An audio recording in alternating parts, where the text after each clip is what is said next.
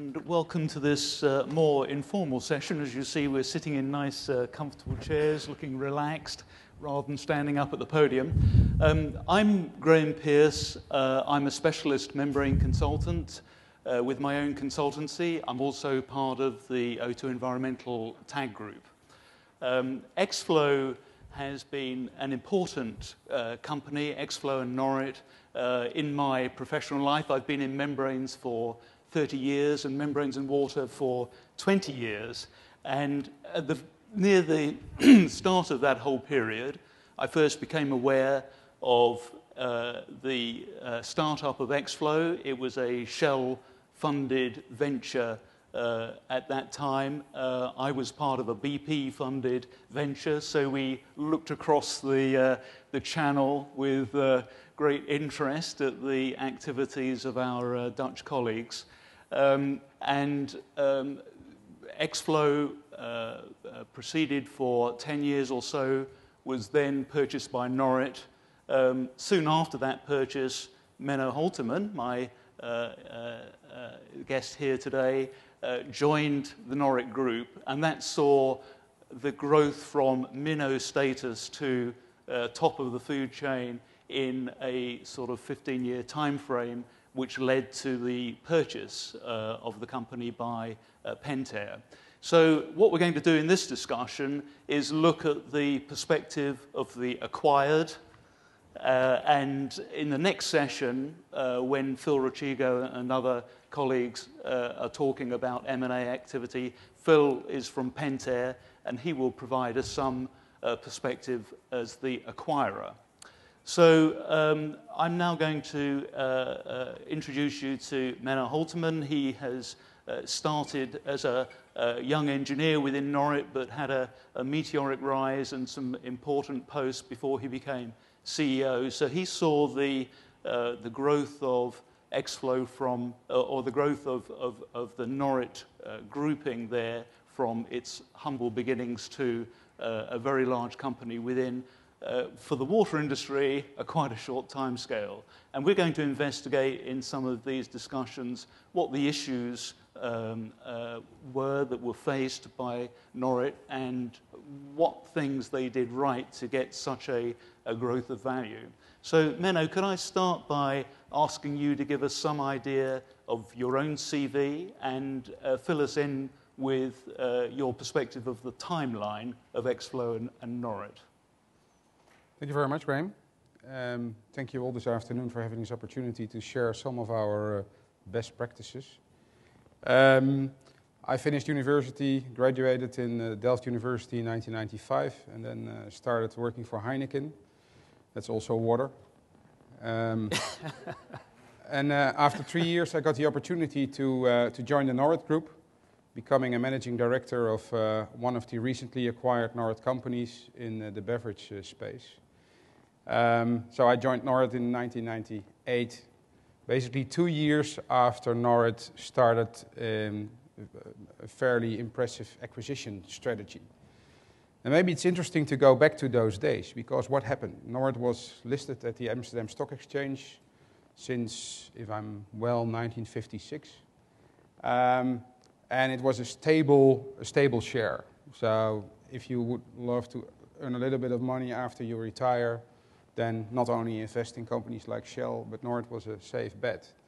And then the IT bubble, you probably will recognize that the IT bubble was really harming technology companies on the stock exchange in the early 90s. And the former board of directors in 1995, 1996 had to do something because the share value of Norit dropped tremendously.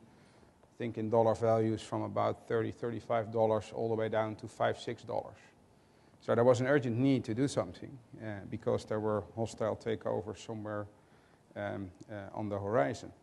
And the board at that time decided to diversify. And Norit, being the leading supplier of activated carbon in the world, got a lot of questions from investors. Hey, what about membranes?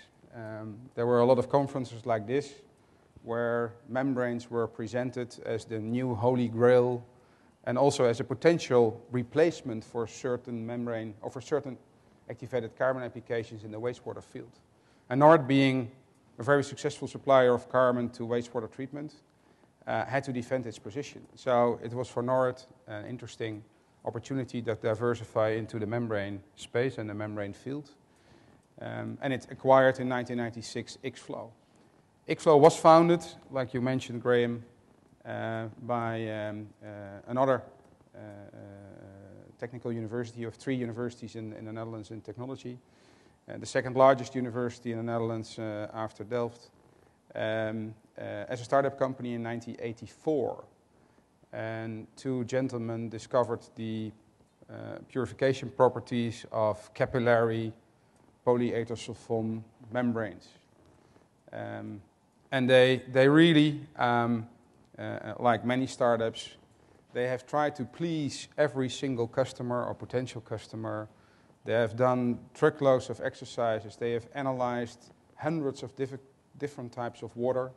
And they literally had more than 100 proven applications based on the X-Flow membrane in the drawer. Unfortunately, they were not making money. So we took the company, fortunately, in 1996. And consequently, we have been able to turn this company into the most leading ultrafiltration membrane supplier in the world. And when I was able to sell X-Flow to Pentair, close to 30% market share. So that's quite a substantial gain in a relatively short period of time. And I'm sure we will discuss later about the traditional lead times you need to convert an initial idea into a viable commercial product. So one of the lessons we have learned, I have learned, is that after acquiring, we have decided to focus on 4 applications which were important for X-Flow and for the Norit Group at that time. The first application was drinking water, wastewater, beer filtration, and wine filtration. And today, in 3 out of the 4 fields, the X-Flow membrane is indeed the leading membrane application. So focus, at least, is one of the lessons we have learned. We decided to leave all the other 123 options somewhere in the drawer. We kept the keys ourselves, and we got the team focusing on those 4 applications. And indeed, we were able to turn X-Flow into a profitable company within a year after acquisition.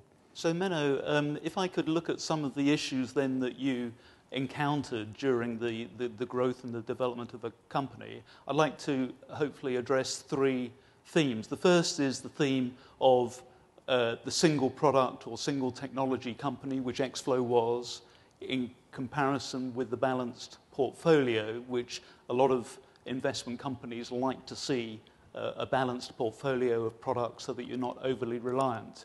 And how do you think, Norit obviously brought the established company, but when it finally came to the sale, Pentair, I'm sure, everybody else who was interested in Norit was really interested in the X-Flow membrane for the ultrafiltration application, weren't they? So how do you see this balance between the one-trick pony and the balanced portfolio? How important were those other businesses and products of Norit to the growth of the business?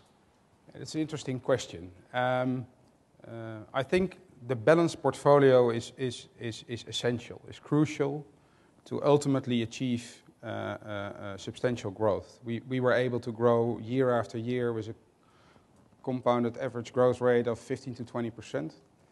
And what I remember from my 14 years of Norit is we were active in different industries, in the municipal market, in the diesel market, in the industrial market. And in all those years, some markets were up, other markets were down. So if you have a portfolio which could serve different applications, different industries, then you're minimizing your growth risk. From a geographical point of view, we decided with X-Flow to focus first on developing European projects, European opportunities. So the real breakthrough of X-Flow came when one of the 10 drinking water companies in the Netherlands decided to apply the X-Flow membrane for a full-scale expansion plant with a capacity of close to 85,000 cubic meters a day. And then in 1999 we were very blessed because the cryptosporidium outbreak in the United Kingdom gave very nice opportunities, provided very nice opportunities to the X-Flow because X-Flow at that time was the one and only approved membrane to be applied in the UK. And then when in the Middle East, after the war, it was decided to become more independent for the supply of drinking water. Some very, very large projects were decided for membrane technology, and fortunately X-Flow was the winner of those kind of bigger projects. So, and do you think that the sales channels, though, of the other companies like the Carbon, did the sales channels help you in the sale of membranes? Yes, I'm a strong believer that once you already have a customer, you should try to keep your customer. So it's much more affordable to sell different products to the same customer than to always look for new customers. And that has been a very important, let's say, part of our strategy. And yes, activated carbon, proven company, was existing at that time more than 80 years. Knew its way around the world. Activated carbon was in that time active in more than 100 countries. So it was offering big opportunities for the X-Flow sales team to talk to the same customers which were already served by the Norit activated carbon team. So yes, yeah. that was an important benefit for the group. And so moving on to our second theme, then I want to look at the sales growth and profitability, because clearly in growing a company, making it attractive, if you can show sales growth, that's fantastic. But if you're showing sales growth and losses, that's not quite so good. And so I think you did a remarkable job at striking the balance between sales growth and profitability. And I mean, could you say a little bit more about what your sort of thoughts were in striking that balance? I fully agree. Selling is easy, making money is a challenge. I think the volume is playing an important role in the membrane market. And what we have decided over time is to make sure that we could supply a high quality product, always in the desired quantity. So when we saw that the ultrafiltration membrane applications were applied in bigger and bigger projects, we made sure that we could supply, having sufficient production capacity available to produce a high quality membrane. So that was important, and we saw that many of our competitors were not having sufficient manufacturing capacity available. Second, and that I think is the ultimate, was the ultimate overall success, it was all related to innovation. I think the team was never satisfied with the results achieved. So the product was improved not only once or twice, but over the last 15 years, the product has been approved, applications have been approved. So continuous innovation has been very important in order to stay ahead of competition, avoid that low-cost competitors were really becoming active in the field where X-Flow found its niche.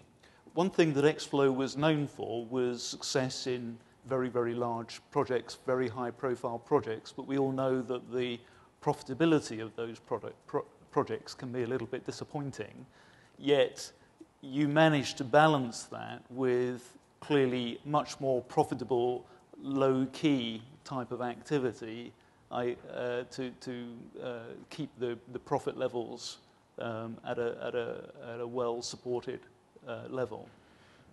That was indeed a balancing act, but I think in general margins are better in smaller industrialized projects than on the large reference type of projects in the municipal field.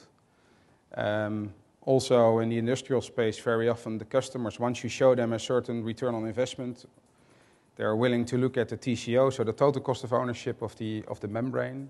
Very often in large tenders for municipal projects, still the decisive factor is the price or the investment cost only. For the X-flow membrane, it's important that you really look into the operational cost and looking into the full cost for production over the next 10 or 15 years that the membrane is going to be applied.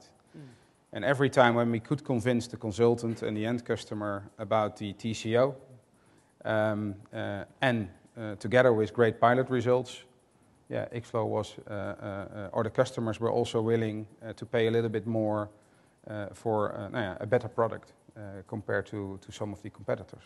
And I remember that a few years ago you had the job title of Chief Growth Officer for the company, that's quite an unusual sort of board level position in a company. I haven't come across that before in other companies. Maybe it happens, but that sort of shows the priorities. I mean, what did you feel your mission was, I suppose, to achieve a lot of growth?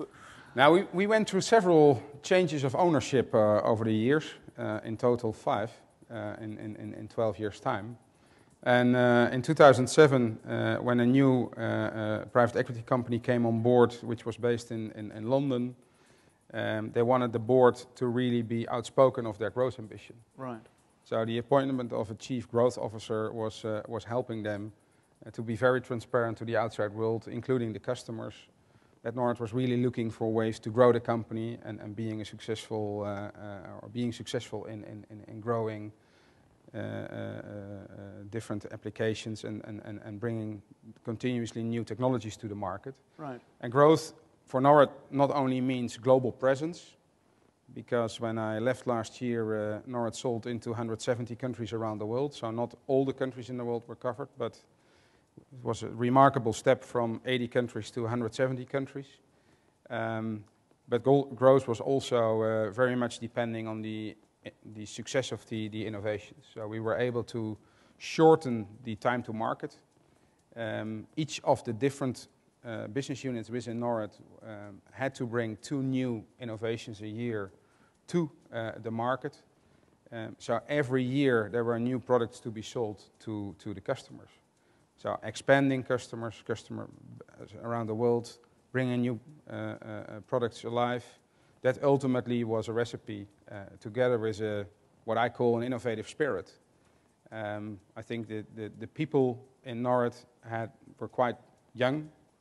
I think the average age is somewhere around 36, 37, which is compared to other companies rather young. So yes, they were making mistakes. I was making mistakes. But there was a lot of drive. There was a lot of passion. People were really fighting for the jobs, for the projects. And the team wanted to be part of a winning company. And this winning mentality, I think, has been very, very important. And of course, we are not selling shoes, you're selling technology. So knowledge ultimately is important. And I think I've heard it a couple of times today from different speakers. But you need to have the passion and the ambition to educate your customers, especially if you bring breakthrough technology to the market, where there's always a lot of resistance to ultimately apply an ultrafiltration membrane, which is not worldwide used or being the standard when X-flow came to the market. So on our final theme, I just wanted to quickly look at this issue of intellectual property and patents. You had a good patent position from the initial founding of X-flow. I've always been a bit intrigued that you have taken a more laid-back approach to guarding your patent portfolio than some others when threats were posed from the outside, which did happen from time to time. And I don't think those threats didn't in reality materialize, but some other companies have taken a more aggressive protection of their patent portfolio. How do you see the importance of patents and this whole question of how to respond to threats? Of course, patents are very important, especially for the valuation of a company. However, we didn't have a very big legal department in Norit. To protect patents, I personally believe that the best way is innovation, making sure that your invention, your product is better than others, and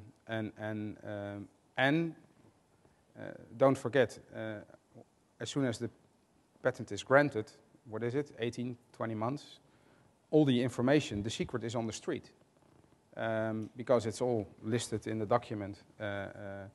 So we have, for example, on the membrane production, we designed the manufacturing equipment ourselves. We built the membrane production equipment ourselves, and those were part of the trade secrets within the group. And they have been very important for keeping the advantage compared to any of the competitors. So I believe patents are important. However, making money with technology is more important, and speed ultimately is, I believe, the best way to stay ahead of competitors. So just in final conclusion here, what would you say would be a realistic timescale that an investor coming in now, I mean, obviously, Xflow came into the market before the market existed, so 25 years it took from Xflow being founded to the sale. I guess timescales would now be quite a bit shorter, but maybe not as short as some people would hope. Yeah, I think we are not here to disappoint any of the investors, but we have to be realistic. And as a chairman of the Netherlands Water Technology Innovation Board, we just have finalized the research and checking the average time to market in the Netherlands of all the different technologies coming to the market over the last 25 years, and the average is 12 to 15 years. And I very often get questions, could you do that shorter, knowing everything we know about Xflow? Yes, maybe 1 or 2 years. But to cut that type of period half is almost impossible, because we are in an industry which is regulated, where you have to prove your product, which is conservative to a certain extent. You simply need time before a technology is being accepted, and then worldwide adopted and being the standard worldwide. Will simply takes you 5 to 10 years. And you can try to do it smarter or faster, but even Steve Jobs took 10 years or even longer to get his product ultimately on the table of each of the consumers. So in 10 seconds, what does the future hold for Menno Holterman? I'm not ready for my retirement yet. No, I'm very keen to share the best practices we have learned over the last 15 years, and I'm at this moment of time trying to help startup companies and medium-sized companies to overcome the so-called valley of death and build another leading and winning water technology company. Good, excellent. Okay, Menno, thanks very much. Thank you very much.